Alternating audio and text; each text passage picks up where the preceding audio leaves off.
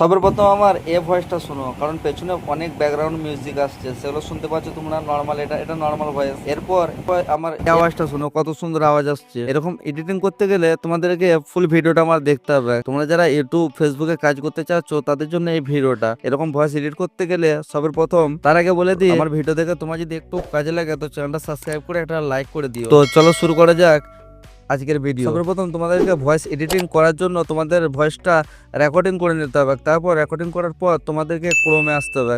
ক্রোমে এসে তোমাদেরকে এখানে সার্চ করতে হবে অ্যাডোব পোস্টকার্ড। তারপর এটা তোমাকে লগ ইন করে নিতে হবে। এই অপশনটা দেখতে পাচ্ছ, এই অপশনটা টাচ করবে। এটার পর এখানে ক্লোজ ফাইল বলে একটা অপশন আছে, সেখানে টাচ করবে। টাচ করার পর এখানে ফটো অ্যান্ড ভিডিও এখানে টাচ করবে। এখানে টাচ করার পর এই অপশনটা দেখতে পাচ্ছ, এই অপশনটা টাচ করবে।